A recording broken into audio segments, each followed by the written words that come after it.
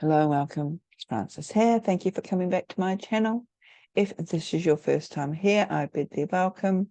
There is a subscribe button below if you would like to help support this channel by subscribing. Also a bell to be notified as to when I upload more content. I'm coming to you from Ghana country, and as such, I acknowledge the Ghana people of the Adelaide Plains as being the traditional custodians of this land. So this video is going to be bit of an update to one that I put out a number of years ago in relation to the Lions Gate portal, which is basically where we are, or the period of time that we are in now. And I thought I'd do an update because my sort of investigation and interest in this area has sort of changed since the last time, more that I sort of looked more seriously into this period of time from the 28th of July through to the 12th of August. And I'm still sort of weighing up as to whether it's just simply New Age gobbledygook or whether there is some more sort of solid evidence behind it. We know historically it did mark certain times or important times for various ancient peoples. Whether that still applies today, who knows? But there is a lot more, should I say, information, perceptions out there. So I thought I'd just update it anyway. So what is the Lions Gate? It's basically this time between the 28th of July through to the 12th of August, but it's based on the sun being in the astrological sign of Leo the Lion, being in alignment with Sirius, which we see here, the three stars in the belt of Orion the Hunter, and especially how we are seeing this from Earth. This timing is based around what's known as the heliacal rising of Sirius, or in other words, when the star first becomes visible again in the east at the light of dawn before sunrise. And it is, excuse me, one of a number of stars that sort of dip below the horizon and reappear. We've also had Venus sort of transitioning between her morning star aspect, and now she's appearing in her evening star aspect. So if I get a few moments, I'm wanting to put a little bit of a video together about that as well. But back to Sirius. Sirius is the second brightest star that we can see with our naked eye in the night sky. The first, of course, or in the sky at all, is the sun. It's also the alpha star of Canis Major constellation, and as such, in some esoteric and spiritual circles, it's known as the spiritual sun because it is known to light up the spirit, illuminating our higher-minded goals and ambitions. As I said, I'm quite sure it doesn't matter where we are in the world, we do experience this heliacal rising of Sirius, and the 8th of August is that midpoint peak between the 28th of July, excuse me, I'll break it for you, and the 12th of August. And this is what they refer to as the actual portal. Now, it's quite interesting because, as I said, there is historical concepts or connections to it from the ancient peoples. The ancient Egyptians, the ancient Sumerians, and Greeks were all believed to have tracked the progress of Sirius through the night sky. And especially in relation to the ancient Egyptians, it's interesting that from mid-May until mid-July, due to the angle of the sun, Sirius wasn't being able to see, so that was why it was considered to be in the underworld. But this was also a time in ancient Egypt where there was often drought, there was often famine, because the water level of the Nile River was at its lowest point. Then, as one of the tributaries, it was up in the Ethiopian highlands with the snow-capped mountains there, when the snow began to melt and the water began to find its way down the Nile, or the upper reaches of the Nile, making it way down into the Nile Basin, it would bring with it all of that fertile silt that would flood the basin. And once that had passed, then that sort of left behind the invaluable fertile soil that the Egyptians could then plough and turn into their farms and grow their crops. Keeping on that sort of Egyptian theme, the ancient Egyptians referred to Sirius as Soptic, and they aligned Soptic with their great mother goddess, or Netta, Isis, or Iset. So, as I said, with the heliacal rising of Sirius coinciding with the flooding of the Nile River, and hence the Nile Basin, or Nile Valley, this was also seen or perceived as the great mother goddess, great mother Nithru, Isis, returning the life force back to the land, as this invaluable fertile soil from the Ethiopian highlands covered the valley and they could grow their crops. And interesting, Sirius is connected with the bringing of wealth, abundance, fortune, and fame. So sort of makes me wonder whether there is some sort of connection between how the ancient Egyptians saw Sirius and how in astrology, modern day astrology, Sirius is perceived today. And one of the many calendars that the ancient Egyptians maintained, this event of the flooding of the Nile, and in particular the heliacal rising of Sirius, marked the beginning of the new year. Now, there are other really interesting events that happen because Sirius's appearance seems to coincide with, Orion's alignment with the three main pyramids, the larger pyramids on the Giza Plateau, creating, breaking voice. So they seem to be creating this trinity of alignments, which in more esoteric teachings appears or is seen as being the opening of the Lion's Gate portal. Now, there are a lot of discussions around as to whether the ancient Egyptians actually built the pyramids to purposely align with Orion or not, or whether there were some other sort of stellar or cosmic influences, even whether the ancient Egyptians originated from star people. And I thought I might just sort of like jump down a rabbit hole at the moment and look at Ptah. So, and I just want to show you, this is my statue of Ptah. I might actually stop sharing my screen. And you can see, he's got a little, I don't know if you can see it here, he's got a little skull cap. And this is quite beautiful. And he's holding the lotus flower, standing very regal. So he is one of the creator gods, and there are many creator gods in the various Egyptian pantheons. And he does sort of have an otherworldly feel about him. According to myth or the stories, Ptah created the universe. Back on the screen. So he created the universe, and here he's not holding his lotus flower, he's holding like the ankh and what looks like the top of the Jed pillar. Well, you can see the ankh and the Jed pillar there, and its scepter. So Ptah created the universe, first creating himself out of the void and then creating the physical universe to live in.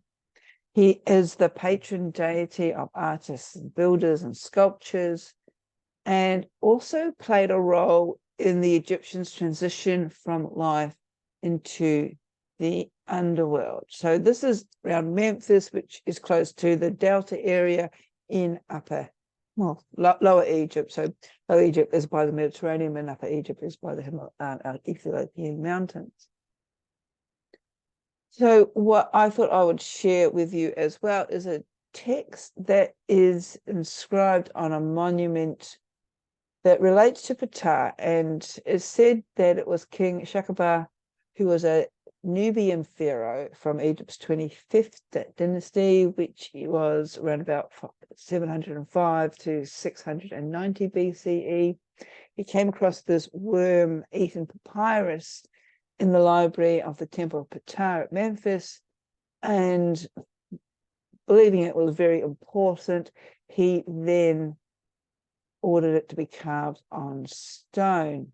So it sort of talks about, or accrediting Ptah to the creation of the world. He creates by the means of thought and words, sight, hearing, breathing.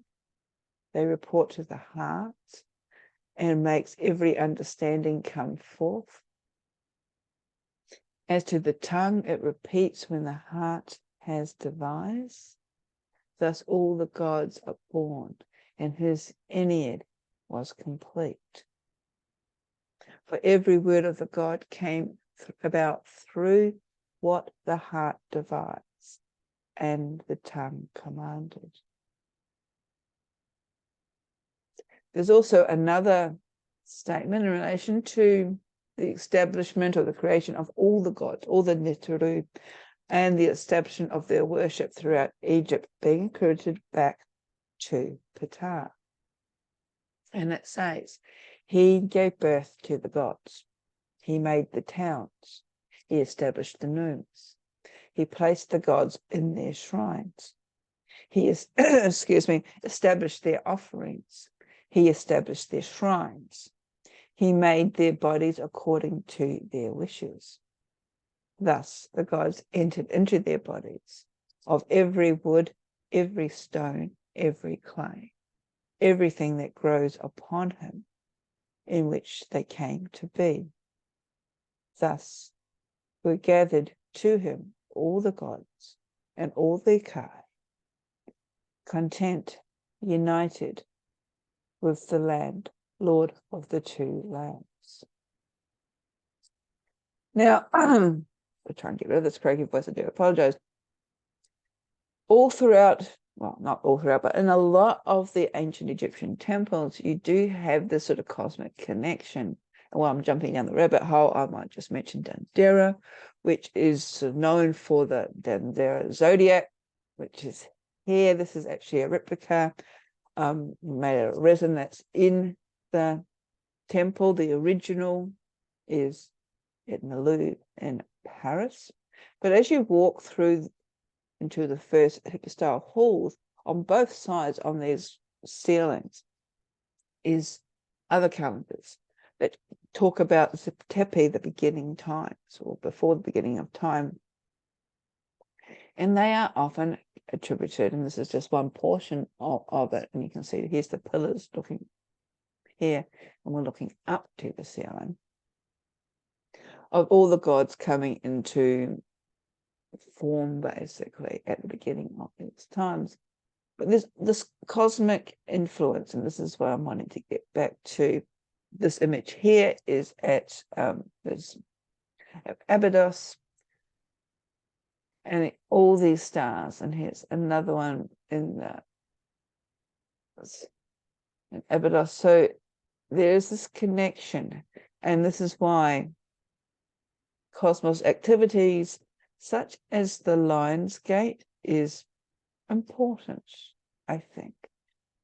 We've got this historical evidence that there was some connection with the stars, and bearing in mind that our ancient peoples, the ancient Egyptians, Sumerians, Greeks, here in Australia, with indigenous peoples here as well, they have a lot of star lore all around the globe. The indigenous peoples, and I suppose even if we go back through Caucasian backgrounds, we would have had similar lore as well, because they lived closer to the land. They didn't have to contend with light pollution that we do today. So they could see the stars.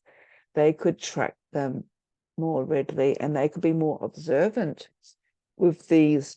As I said, when stars would appear in the sky and then disappear as well. So I think we need to approach this. So things like the Lion's Gate portal, if you're a little bit on the fence like I am, need to approach it with an open mind. We know astrologically we have had a lot of cosmic activity in the last 3, 4 years, 5 years. We've had big shifts even more recently with some of the outer planets moving signs. Now, I'm an astrologer, I say that all the time, but the astrologers that I do follow, they all agree that when planets move signs, especially the outer planets, these are big events. And we've got evidence of big events happening that coincide with these planetary shifts. If it's coincidence, who knows? Everything is sort of based on coincidence. We're seeing liking, attracting like, and it can make sense again, depending on what side of the fence you are. And I think I've mentioned this, astrologers who are a little bit more sort of esoterically based are also reporting of sort of the intensity of the solar flares on the sun. Now that's another kettle of fish that I haven't really investigated much more about it. But we do know we are living in challenging, chaotic times at the moment. So whether this is attributed to the Lionsgate portal or Pluto doing its little dance between Aquarius and Capricorn and the breaking down of the old for the new to come through, who knows? All we can do here on Earth is to breathe and move through it the best that we can. So that is what I thought I might just share here. It's just some simple techniques to help you move through the Lionsgate portal, or even these changes that are happening around us, bring us back to center, bring us back to what is truly important. The first is allow yourself some downtime. And this can be very important, especially if you have others who are dependent on you. Remember that you also need to have space and time for you. So make, if you're working with a planner or a diary, lock out some time for you, even if it is half an hour to go for a walk around the block or to get some fresh air or to just enjoy coming back into the present moment. Don't want to say mindfulness, but coming back to the here and now and just simply being, listening to the birds, listening to the sounds around you, and just be without moving on to the next task. There are some people get funny about meditation, but there are numerous forms of meditation, and we all don't have to sit there with our legs crossed, eyes closed, completely blocking out the world like a Zen monk. But if that's your thing, go ahead and do it. There was one of my favorite Buddhist monks, Thich Han, talked about meditation at the kitchen sink. And again, it's mindfulness. Mindfulness is a form of meditation. He brought this out to the West, and it is concentrating on each task, not thinking 5 years down the track, what we have to do tomorrow, or what, thinking of regret or what's happened before. Just bringing our mind back as we're washing. I'm saying washing the dishes. I'm probably the only person in the world who still washes the dishes these days. But to the task at hand, just allowing you being present. Outside my kitchen window, I have a bird bath, and often it's very it is rather amusing to see the pecking order of the birds, and you can make up little stories, and that's just what I do between the sparrows and the pigeons. And you get an odd little blackbird. He seems to be very shy. Then we have a few starlings, and so we've got this little dynamics there. So it is helping me, and it's a form of meditation, helping me to sort of like coming back to center, coming back to presence, slowing down this active churning mind that always seems to want to come up with new ideas. Another thing that I do personally is in my meditation practices, that I don't do the Zen Buddhist monk thing. I like to chant mantras because that gives my conscious mind something to do, while my subconscious mind is sort of like, especially if it's traditional mantras where there's the energetics behind that, and this is what you are allowing your body to absorb. Especially at this time of the year too, I think it's important to meditate or reflect or just relax, come back into presence, because there is a lot of cosmic activity happening. And if you are into ascension and vibrational uploads, this is the time where all of this does appear. And this is another reason why they recommend, they as in spiritual teachers, look at your sleep patterns. It's important to get quality sleep, because this is where a lot of these uploads can actually integrate. And that's important. It's like learning anything, especially when it comes to energetic healings too. And I'm not going to jump down that rabbit hole. We have to allow ourselves, our energetics of our own body, time to integrate all these vibrational changes, activations that are happening around us. Drinking more water and resting, and even unplugging our devices.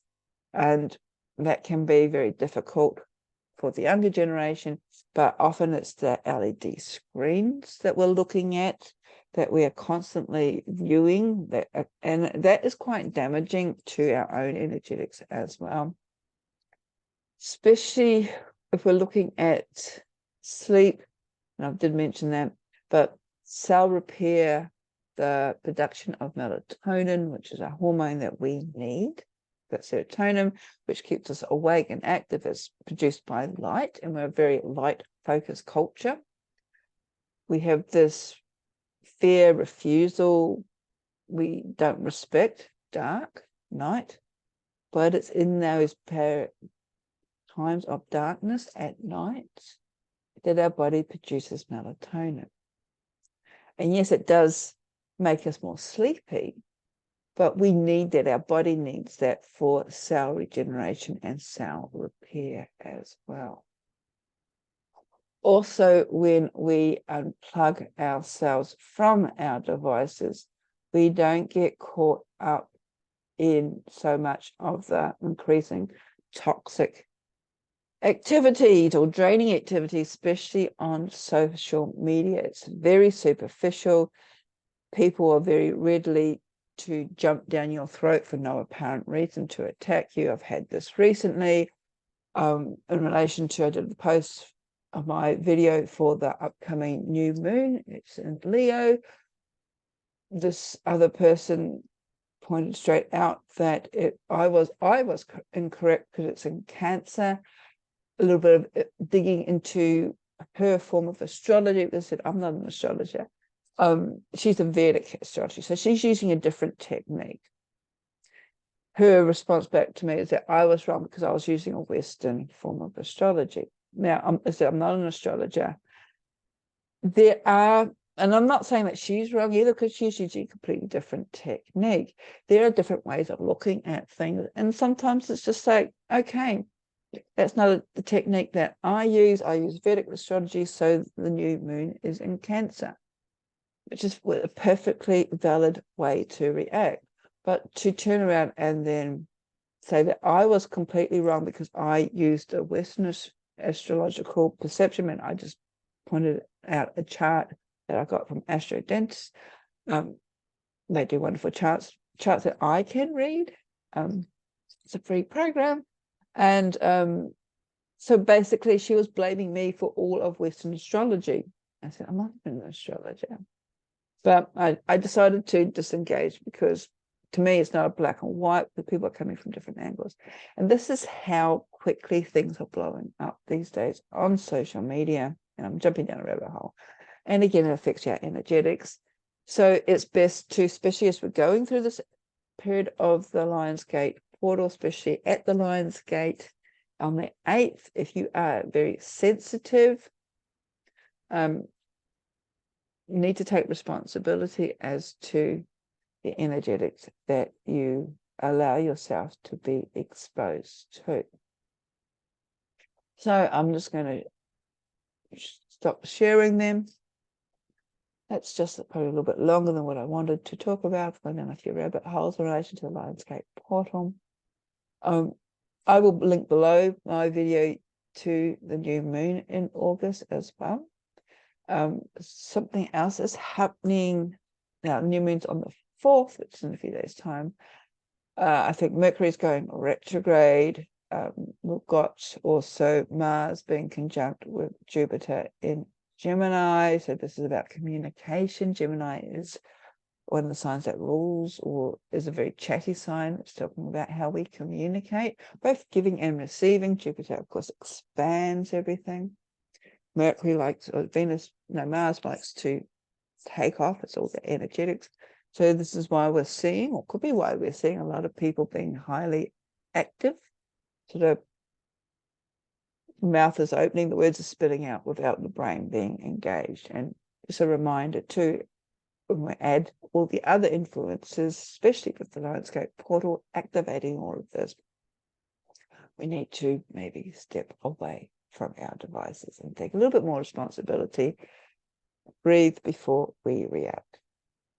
So I do hope you found this of interest. If you do work with the Lionsgate differently, if you do have different interpretations of it, please put them below. I do go back and look at the comments and said, I'm still straddling the fence. I'm not 100% sort of believe in it. I know it's very interesting. I know some people would fully engage it. Some people completely dismiss it.